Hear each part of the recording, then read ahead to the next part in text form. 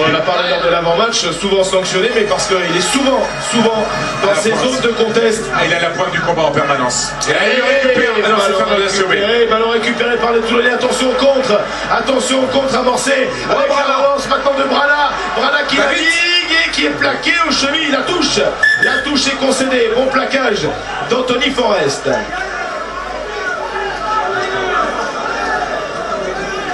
Alors on voit Brana ici. Des jambes, des appuis. Arrête du temps. Il est récupéré finalement. 8 Après une chevauchée d'une trentaine de mètres. Vous voyez, prise de l'extérieur, les belles images. 6 Et le débordement est finalement 6 récupéré par Anthony Je parle en Forest. français, après je parle en anglais. D'abord en français, on se calme. Calm down. Merci, allez. George Smith, le numéro 6 toulonnais, rappelé à l'ordre par M. Poit, tout comme le numéro 8 bergalien Alex Toulou.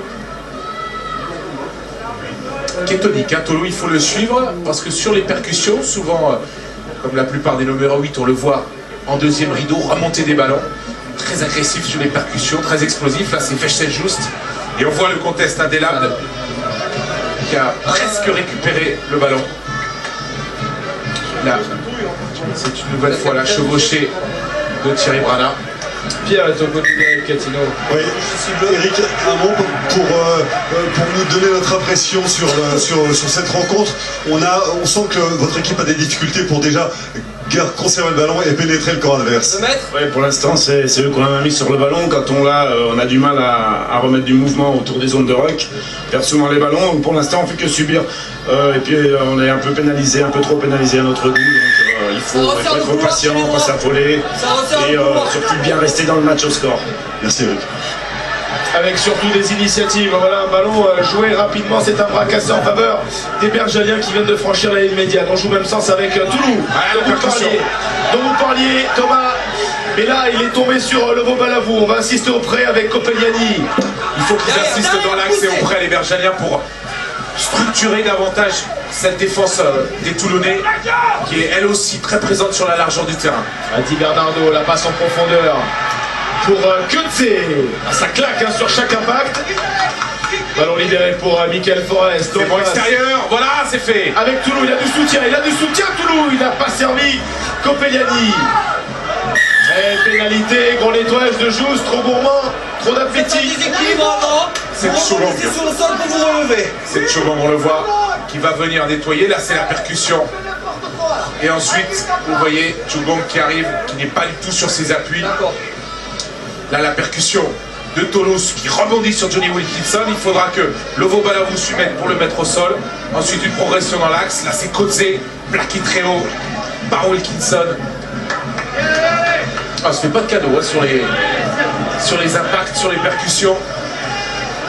Et vous avez peut-être entendu Xavier Péméja qui confirme ce que nous disait Eric Catino en s'adressant à Arnold Choubong en lui disant on fait n'importe quoi, On essaie de trouver de la discipline bleue, s'il vous plaît. Information appuyée, relayée en plus par Romain Poit, vous venez de l'entendre, qui demande aux Bergaliens de trouver de la discipline. Surtout dans ces zones de ruck et dans les premiers soutiens. Ballon récupéré par les Toulonnais. Déviation, Wilkinson. La redoublée maintenant avec la percussion de Rudy Wolf. Plein champ.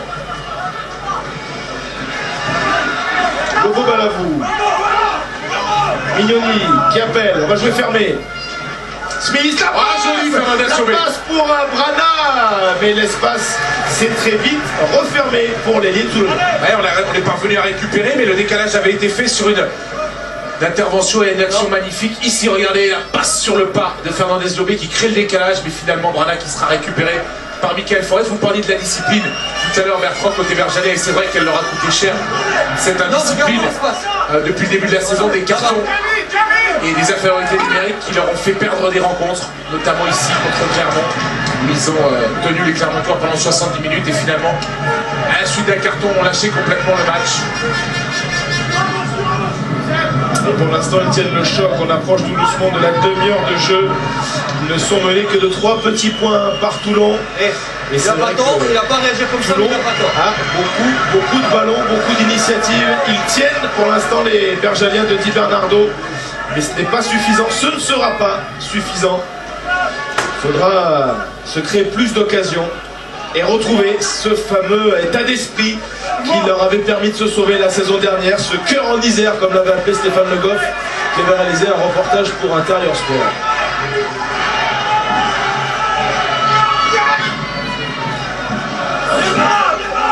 Allez, nouveau ballon.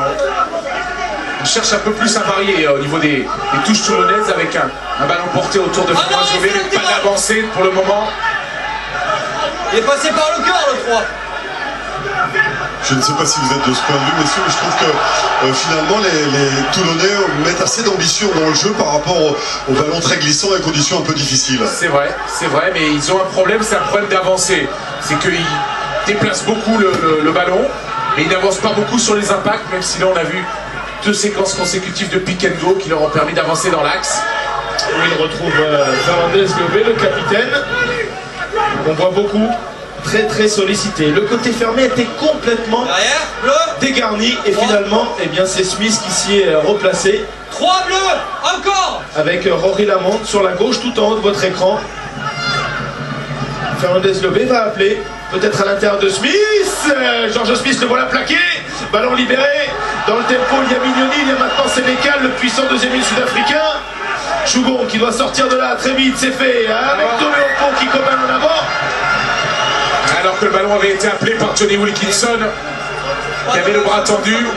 Ça non plus, c'est pas nécessaire. Réclamer le ballon pour aller jouer sur les extérieurs avec ses 3 quarts. On revoit ici George Smith qui là casse la défense bergérienne, qui crée la première brèche. C'est là que Wilkinson, on ne le voit pas sur ce plan-là, mais il appelle le ballon et il ne sera pas servi. Toméopo qui commettra un en avant.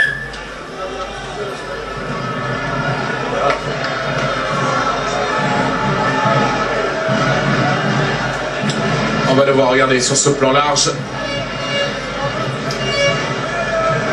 Le bras levé, Wilkinson, il voulait le ballon pour pouvoir alerter ensuite ses 3 quarts et aller rechercher le grand large. Le grand large, le grand frisson, les Toulonnais vont le vivre aussi bientôt, très bientôt, dans 15 jours, avec la première grande Coupe d'Europe disputée par le Rugby Club Toulonnais, avec une poule de taille, on va dire, du lourd. Du très lourd. On retrouvera Toulon, Ospreys, Munster et les London Irish. Le premier match, ce sera d'ailleurs à suivre le 9 octobre à Mayol, à 14h30 sur Canal. Le retour de Jerry Collins à Mayol. On s'en régale d'avance, hein. Toulon en Coupe d'Europe, ça va faire du Il faudrait bien. mieux qu'il retourne quand même sur la pointe des pieds du côté de Toulon. Toulon qui, on s'en souvient, a disputé la saison dernière la finale du challenge européen et la La poussée toulonnaise face à Cardiff, la mêlée de Toulon qui se ressaisit et qui fait un très bel effort, qui se ressaisit mais qui est pourtant bien dans la partie et qui va permettre maintenant à Sénécal de repartir au près. Toméopo soutient avec Bruno. Derrière, La Sutan ne s'attendait pas à être servi, se replacer.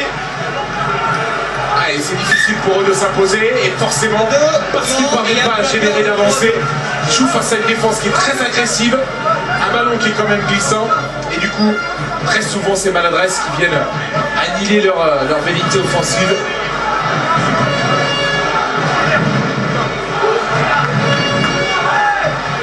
allez monsieur. Une ambiance de phase finale. Alors on retrouvait les fameuses trompettes qu'on entendait sur les bancs des terrains lors des phases finales du championnat il y a quelques saisons.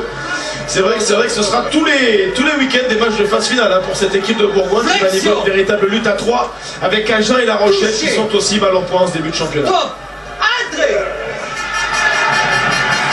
La mêlée qui se relève, Copédiani. Heureusement, répit avec le jeu au pied maintenant de Mickaël Forest.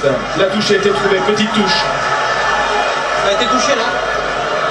On le voit ici au centre de l'image, à côté du monsieur qui fait un signe de la main, c'est Raphaël Saint-André, l'entraîneur de cette équipe du Loup, bien placé effectivement dans la grande tribune opposée. Ils ont des yeux partout les Toulonnais.